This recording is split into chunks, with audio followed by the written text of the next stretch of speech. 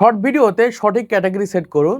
দেখুন, আমরা maximum content creator আমাদের চ্যানেলের ক্যাটাগরি ভুল সেট করে থাকি, বা এক ক্যাটাগরি সেট করে আরেক ক্যাটাগরিতে ভিডিও আপলোড করে ফেলি।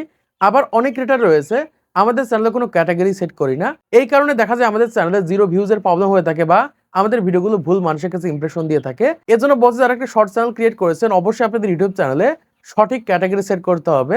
মানে ভিডিও আপলোড করলে যাতে সঠিক ক্যাটাগরি সেট হয়।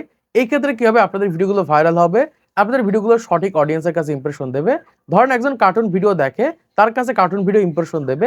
ধরেন একজন ব্লগ ভিডিও দেখে, তার কাছে কিন্তু ব্লগ শর্ট ভিডিওগুলো ইমপ্রেশন দেবে। এরকম ভাবে ধরেন আপনি বর্তমান সময় ব্লগ ভিডিও তৈরি করেছেন, অথচ ক্যাটাগরি এন্টারটেনমেন্ট সেট করে রেখেছেন।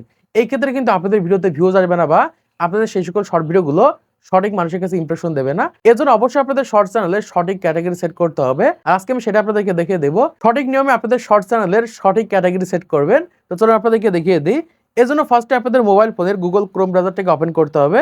জাস্ট আমি এখান থেকে গুগল ক্রোম ব্রাউজারটাকে ওপেন করছি। ওপেন করার পর এখান থেকে সার্চ আইকন আসবে, এখান থেকে সার্চ করতে হবে ইউটিউব স্টুডিও লিখে। জাস্ট আমি এখান থেকে ইউটিউব স্টুডিও লিখে সার্চ করছি। সার্চ করার পর এরকম একটা ইন্টারফেস চলে আসবে। এখান থেকে প্রথমে একটা ওয়েবসাইট আমরা দেখতে পাচ্ছি। এই ওয়েবসাইটের উপর 3 সেকেন্ড ক্লিক করে ধরবেন। জাস্ট আমি এখান থেকে 3 সেকেন্ড ক্লিক করে ধরছি। ধরার পর এখান থেকে দেখতে পাচ্ছি যে এরকম একটা অপশন রয়েছে প্রিভিউ পেজ। এখান থেকে এই প্রিভিউ পেজের উপর ক্লিক করবেন। জাস্ট আমি এখান থেকে প্রিভিউ পেজের উপর ক্লিক করছি। ক্লিক করার পর এখান থেকে উপর দিকে দেখতে পাচ্ছি এরকম একটা আইকন রয়েছে। এই আইকনটার উপর ক্লিক করে দিবেন। ক্লিক করলে এখান থেকে দেখতে পাচ্ছি নিচের দিকে এরকম একটা অপশন রয়েছে যে কন্টিনিউ টু স্টুডিও, এটার উপর ক্লিক করে দিবেন। ক্লিক করে দিলে কিন্তু এখান থেকে ক্রোম ব্রাউজারের মাধ্যমে আমরা ওয়াইটি স্টুডিও ওপেন করতে পারবো। ওপেন করার পর এখান থেকে এই সাইডের দিকে দেখতে পাচ্ছি এরকম একটা আইকন রয়েছে, লোগো আইকন।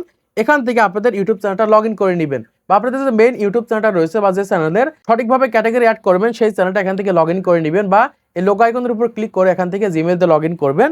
লগ ইন করার পর এখান থেকে জাস্ট জুম করে নেবেন। জাস্ট জুম করে নিচ্ছি। জুম করলে এখান থেকে কর্নারের দিকে দেখতে পাচ্ছি এরকম একটা আইকন রয়েছে, সেটিংস আইকন। এখান থেকে আমরা এই সেটিংস আইকনের উপর ক্লিক করে দিব। সবাই এখান থেকে সেটিংস আইকনের উপর ক্লিক করবেন।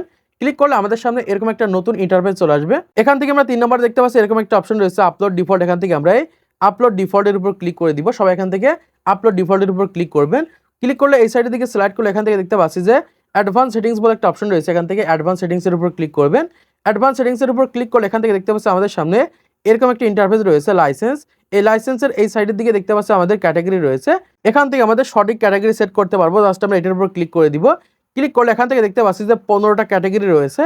এখন আপনি যে ক্যাটাগরিতে ভিডিও তৈরি করছেন সেই ক্যাটাগরিটা এখান থেকে সেট করে দিবেন। দেখুন, যারা ক্যাটাগরি সেট করেনি তাদের এখান থেকে এই উপরটা সেট করা থাকবে, এবং নিচে আমরা দেখতে পাচ্ছি 15টা ক্যাটাগরি রয়েছে। যে যে ক্যাটাগরিতে কন্টেন্ট তৈরি করে থাকে, শর্ট ভিডিও তৈরি করে থাকে, সে সেই ক্যাটাগরিটা এখান থেকে সেট করবে। এখন আপনি বুঝতে পারছেন না যে আপনি কোন ধরনের ক্যাটাগরিতে শর্ট ভিডিও তৈরি করে থাকেন।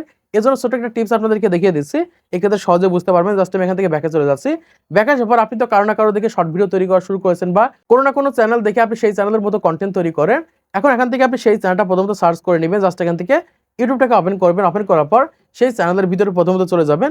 এখান থেকে আপনি যে ধরনের শর্ট ভিডিও তৈরি করেন, জাস্ট আমি এখান থেকে ধরেন আপনি এই ধরনের শর্ট ভিডিওগুলো তৈরি করেন। জাস্ট আমি এখান থেকে এই চ্যানেলের ভিতরে চলে যাব।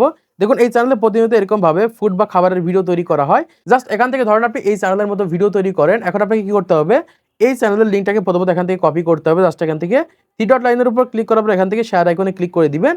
এখান থেকে দেখতে পাচ্ছেন যে লিঙ্ক কপি রয়েছে। জাস্ট এখান থেকে এই কপি লিঙ্কের উপর ক্লিক করবে। জাস্ট আমি এখান থেকে কপি লিঙ্কের উপর ক্লিক করে দিচ্ছি। ক্লিক করার পর এখান থেকে সরাসরি ব্যাকে চলে আসবেন। ব্যাকে আসার পর এখান থেকে আপনাদের ফোনের গুগলটাকে ওপেন করে নেবেন। ওপেন করার পর জাস্ট আমাদের সামনে এরকম একটা ইন্টারফেস চলে আসবে। এখান থেকে আমরা সার্চ করে দিব যে ইউটিউব ক্যাটাগরি চেক। জাস্ট আমি এখান থেকে ইউটিউব ক্যাটাগরি চেক লিখে সার্চ করে দিচ্ছি। সার্চ করার পর এখান থেকে দেখতে পাচ্ছি একদম প্রথম একটা ওয়েবসাইট রয়েছে। জাস্ট এই ওয়েবসাইটের উপর ক্লিক করে দিবেন।